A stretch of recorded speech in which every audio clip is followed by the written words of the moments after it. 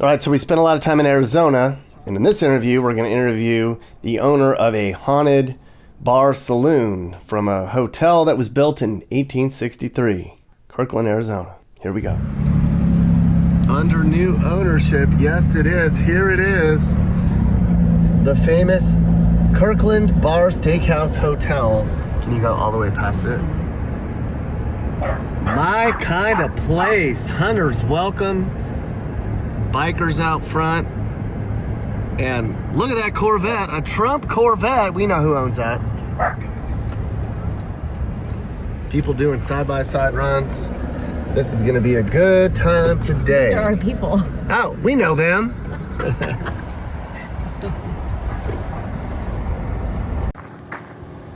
All right, the old Kirkland Bar Steakhouse Hotel. There's a lot of history here. We're gonna go inside and talk to folks about it. And I'm really looking forward to it. That's right, dog. Every detail of this place is perfect. I'm just gonna kind of slowly show you what this is all about. Super old. You're gonna be in it, baby, is that okay? You can go out and...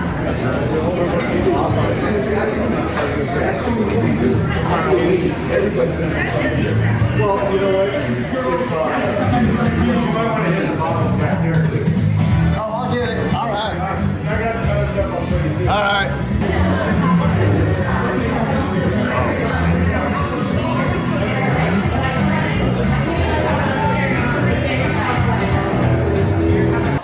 You want to lean? Sitting, you want to standing. stand? You want to? There you go. Whatever you feel stand. comfortable. I'll stand. That's fine. You looked all right. I want a beer. Sitting down too. Sitting down? Yeah. Whatever Okay. you want to do. Charles, talk to me about this building, the history of it. It goes all the way back to the 1863. So, the original building. This place has such an interesting history. It was a Wells Fargo. It was a train depot. It was a brothel, which we'll get into in a minute. It was a number of things, but moreover, it was the epicenter of Kirkland. William Kirkland founded the town. The amount of history here with notable figures, okay? As you probably know in Prescott, you probably run into the fact that the Earps and Doc Holliday and all of them were frequent flyers there. But we found out shortly after we bought this that Virgil Earp owned all the land next to us, which in and of itself is interesting. But then we also discovered that the bank vault here was also used for the Earps when they sold out of Tombstone. So where you're standing right here is not only historical, but it's where all the fun happened. This was, so to speak, the town center. What we're gonna do is we're gonna actually take a look at a few of the different attractions here, one of which is the bank vault. So the bank vault itself is wild. The amount of concrete, so let me teach you, what you're standing on right now is a 2,500 square foot basement. Okay. This basement is an L shape, and I'll get into that in a minute. But the basement itself dates back to 1863. And as a matter of fact, when we get down there, you'll see some of the original stacked stone structure for it. When you look around here, you see all the local brands on the wall. We're gonna be holding a branding party in the near future and adding to those. But those are all authentic brands with local ranches, and those ranchers are here all the time. Now, the reason I mention that is this wood here, this is actually facade. The building itself is not wood. What we also discovered when we bought it is, and we'll get into why it was burnt down in 1922. That's a story you're gonna get to learn about Mary. Mary is the madam that was murdered in the brothel. I'll show you the room, the very room she was murdered in. As a matter of fact, it's untouched. We haven't touched it. It's as is when we bought it. But why is that relevant? So Mary was murdered in 1922. The entirety of the building, with the exception of some of the brothel and the other pieces, was burnt down. So they rebuilt the building out of entirely 12 inches of poured concrete and rebar. So the entire building is indestructible. It's like one big bomb shelter. So if AI or some of our foreign adversaries lose their minds, this is where the party's at. Cost of entry is liquor and ammo. So anyhow, let's go ahead and let's move over here. I'm gonna go ahead and start with the bank vault. All right, let's go check out the bank Absolutely. vault. All right. We're gonna have to maybe go in a little further. The music will be really loud. I can turn it down just for a sec. Yeah. Because it'll copyright us and there you go. Oh, I'm tracking. You know what I mean? I mean, if it's, or we go in here just a little bit lower. Oh. Yeah, there you go. Okay, just excellent. for a few. Excellent. So as we were discussing, this place was a Wells Fargo. It's actually on the National Registry of Historic Places. Part of that, as you can see, you have the original tiling up here. Doesn't get more OG than this building, I'll tell you that. And also, if you look at the walls, you can tell they're poured concrete. But speaking of concrete, let's take a look at the vault. So when we originally bought this, you couldn't actually get into here. So we've been excavating. The amount of things we have found here is mind-blowing. Just for example, none of this was accessible here. It was stacked up to about here. The previous couple that owned it, they're very sweet. They're in their late 80s. They live next door now. Oh, was that Mary? Oh, yeah, that was definitely Mary. No, Mary got me earlier. I'll tell you about that. So anyway, they owned this building for about 40 years. But this had become inaccessible. So we had to haul off 17 25-yard dumpsters, and in the process, we discovered all kinds of fun things. And I'll show you some of that in a moment. One of which was a cannonball that I tripped over and face planted, and not every day I trip over a cannonball, but anyway, that's a whole different discussion. So as we got through and dug out, we discovered the vault here. So let me show you the bank vault. Come on in. Oh, it's like a private dining room. As of Friday, prior to that, it was inaccessible. Yeah. So this is the original safe from 1880. And if you look around, we had a gentleman a couple weeks ago. He said, "Hey, you really should sell that safe. It's worth a lot of money." And I said, "Okay, listen, dude. One, we never would, but two, how are you going to get it out of here?" Yeah. Because the entire thing is poured around the safe itself. You can't even get it out the door. Nope. You'd And have to there's destroy three the different room to get the safe out. Exactly. And there's 3 different layers of vault doors behind it. So this is the most unique private dining experience around. And my wife has tried to lock me in here multiple times by myself. But All right. You can also actually see the lines from the forming boards in the wood. Oh, and sweep the floor. Yeah, we're not letting anybody in there yet. Yeah. So here, come on down. All right. We haven't started the renovation in here yet. So these stairs probably have Jimmy Hoffa under them, but okay, come on down. Watch out for that middle board, it's busted. Okay. I think I stood on the one you said not to stand on. That's all right. Oh, whoa. Oh, Yeah, man. So we're just about to begin excavating in here. The amount of treasures down here, it's significant. What do you think they had in the 1880s and all down here? What did they do down I can here? tell you. What did they do? That's the question. It was actually it was an opium den. It was also it was an area. It was a living quarters for a lot of the Chinese immigrants because they didn't go above ground, similar in Prescott. And as a matter of fact, there's tunnels from here under the railroad that we just found the entrance to. So it's pretty wild. Can I see the entrance? Yeah, I'll show you that on the way out. The tunnels that they would use to get to the railroad To go under the railroad so that way they weren't above ground. the illegal Chinese miners that weren't supposed to be, who? As I understand it. Okay. So they had to keep them underground because they weren't supposed to be working. Yeah, that's, you know, Kind and of, I'm I no, don't know. Yeah, I'm we no don't know. historian on Yeah. it, but that's how it was explained Yeah, to me. man. This is just fascinating. Well, wait till you see around the corner. Watch your head. Yep. This gets wild. So now if you can cut just this wall, just leave that part out. Okay. So this is the original 1863 stone structure. And between us, I think that is a doorway they sealed to another basement under the rest of the building. Oh, you don't even know. It could continue. No.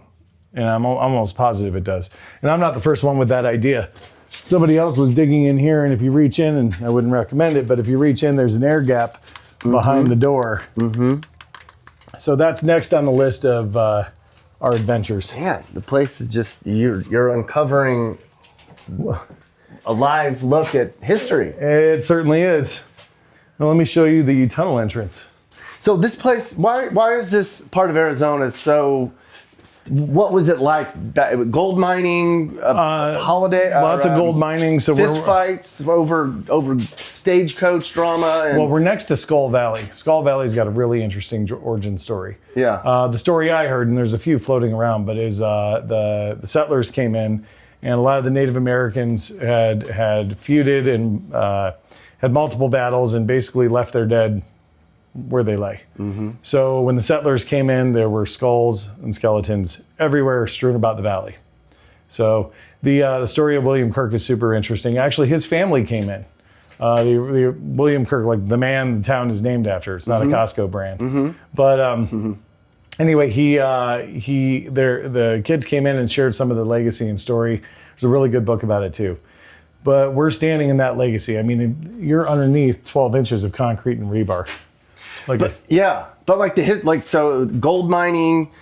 This is along the lines of the old stagecoach. The old stagecoach. Well, William Kirkland, I believe his wife and children were all slaughtered by the local Native Americans. Yeah. So the old pioneers, like the first moving west.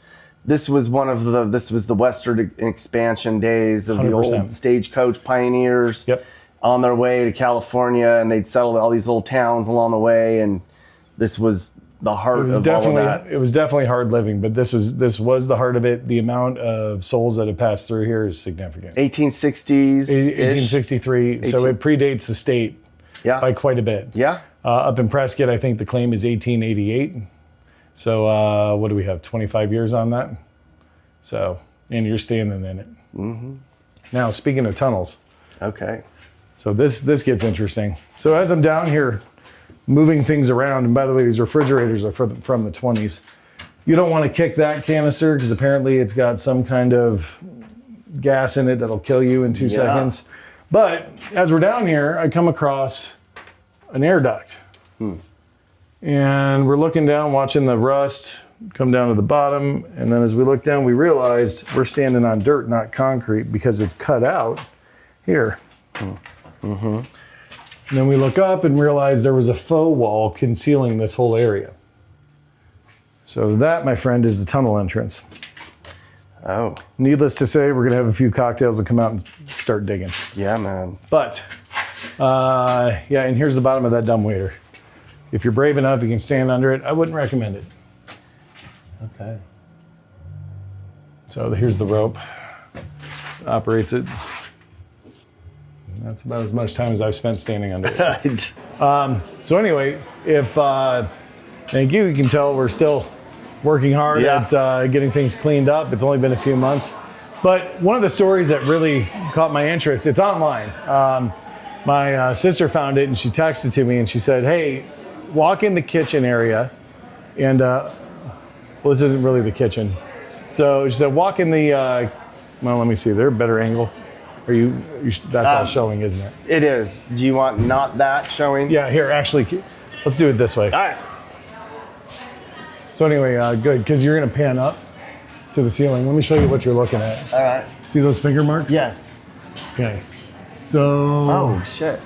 Okay. That looks like someone ran their fingers across the dust. So that is the kicker on this story. The story online is one of the employees here witnessed a ghost of a woman being dragged across the ceiling. Oh. Yeah. How long ago was that? I don't know when, but I know the story's online. And when I was told the story by my sister, I said, that's ridiculous. And then I came in here and looked up and yeah. Oh, dang. And that takes a 12-foot ladder to get to that ceiling, and those aren't exactly common. And now you've seen some stuff. I know you're a skeptic. Yeah, so as a matter of fact, when we take you back to Mary's room, I witnessed a doorknob trying to rip itself out of a door with nobody on the other side of it. And then over here by the piano in the corner over there, it was like 2 a.m, and I set a security camera on it, and I dropped something. I lean over to pick it up, and on the piano. Yeah, on the piano right here. This piano right here. Oh, right here. You were standing right here, and something flew off the piano. Yeah, the security camera flew off the piano and actually hit me. It flew. How far away were you? So I was. So I set it right here next to the manger, and I dropped something, picked it up here, and as I stood up, it slid across and it hit me. So, yeah. Were you like, I'm not comfortable with this? Let's just say my wife got a pretty frantic text.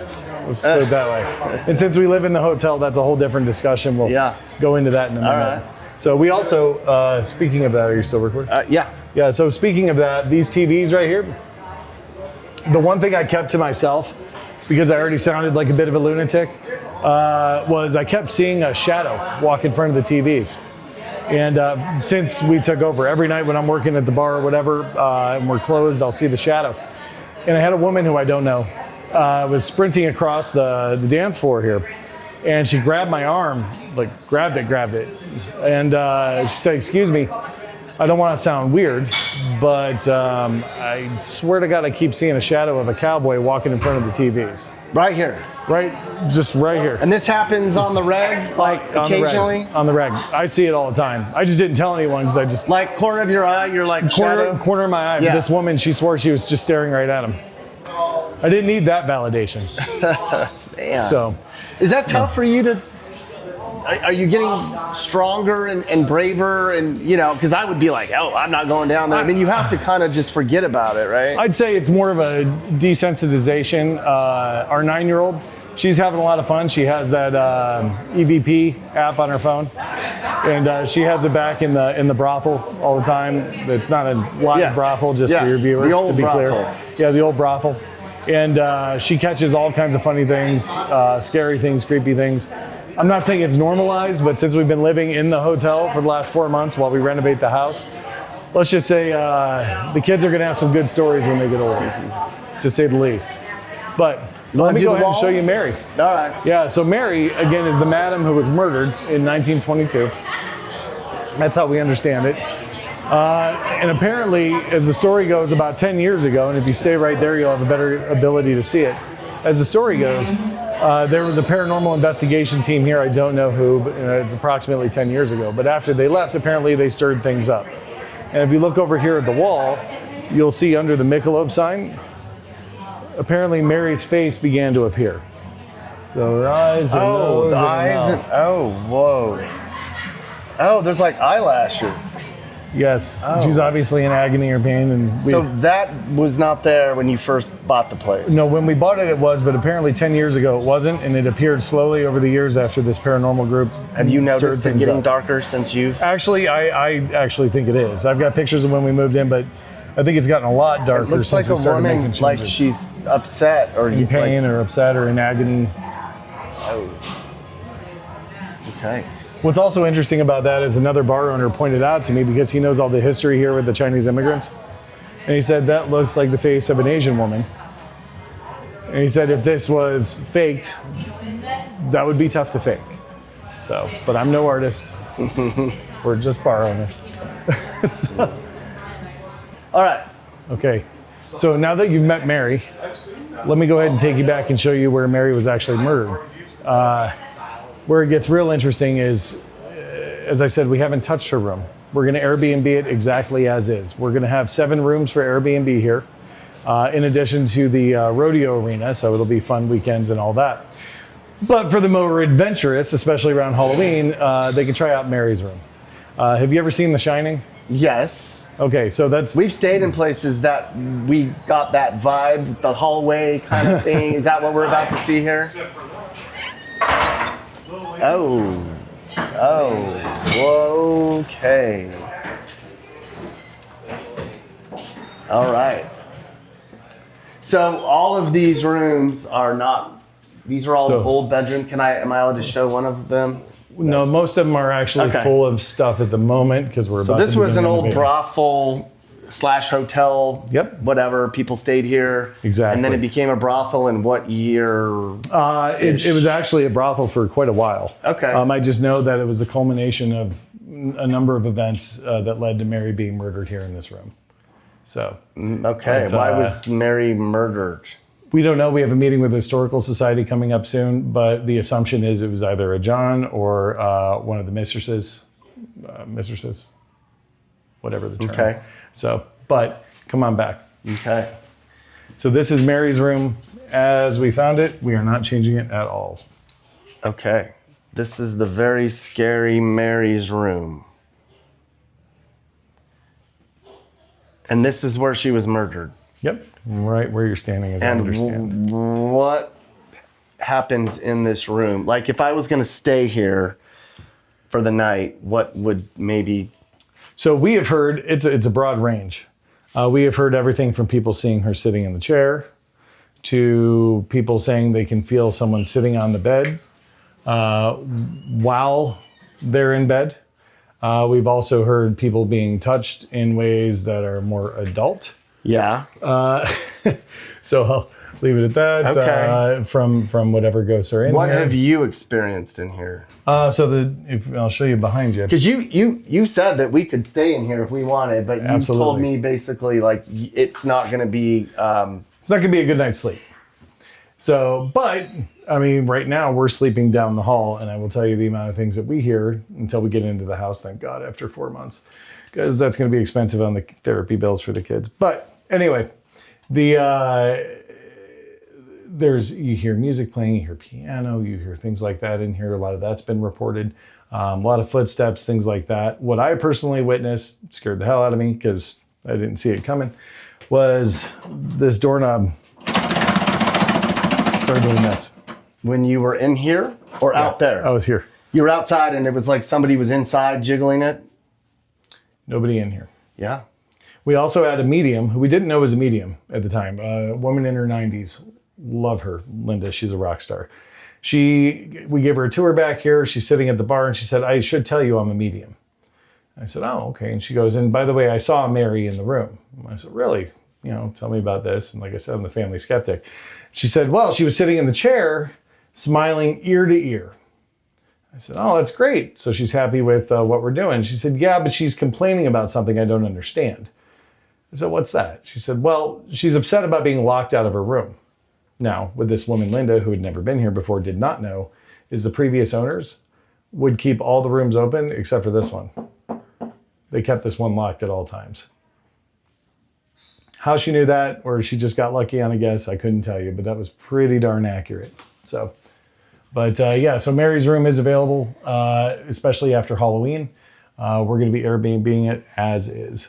So we're really excited for that. And what would it cost to stay in Mary? Have you thought about pricing yet? What could somebody pay to stay in this room? We haven't thought about pricing yet, but it's definitely going to be reasonable. And it's going to depend on the type of events we're going to do. Because out back... Okay, all right. Yeah. Well, we're not ready for... Well, you can look on the website and figure it out when you watch this and come stay. And I would probably say one of the scariest rooms in the state of Arizona, maybe. I don't know. I don't know much about this stuff, but... All right, so I am down here by myself.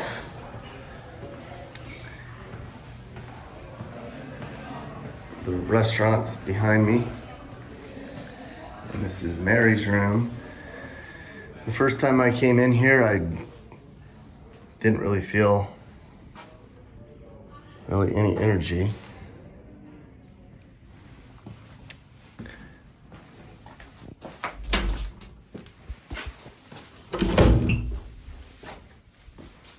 And now I'm in here alone.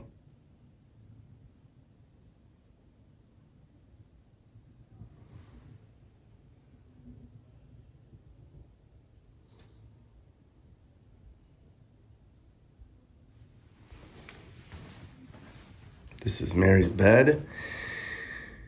Probably not the same original mattress. And Mary had her throat slit in this room. Somewhere. I mean, the room's not very big, so.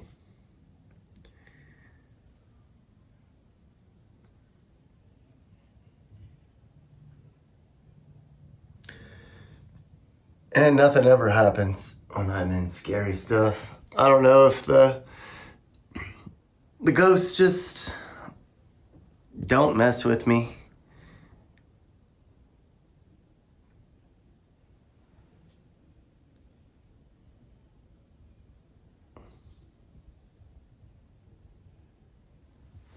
What is this?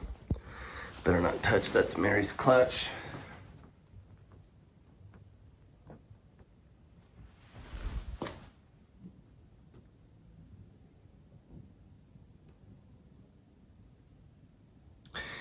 All right, enough of that.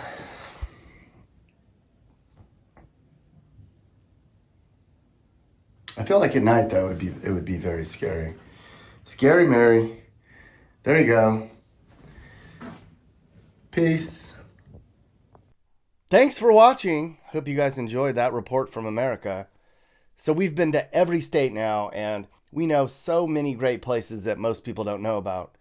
If you're trying to figure out where you should move, I can help. Email me, and I'll tell you about how I can find you the perfect place for you to move to.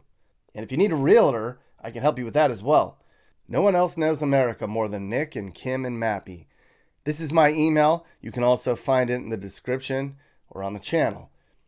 Okay, so a lot of people email me and they comment and they say, where should I move, Nick?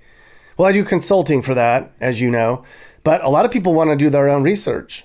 So I have published an ebook. That's right.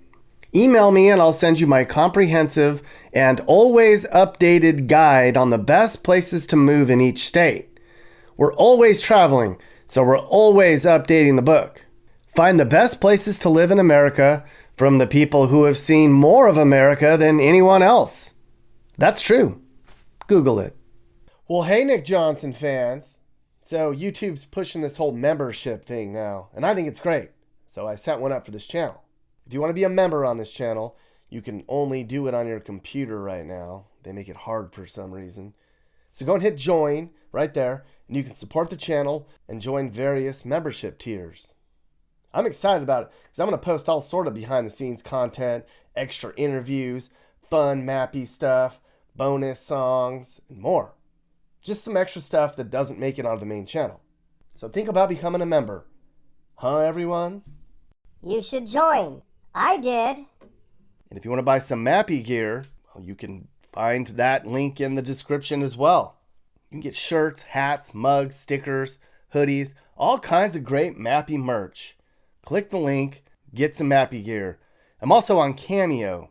If you want me to send you or somebody you know a personalized video message, go to Cameo and search Nick Johnson, or just click the link in the description. Thanks for watching.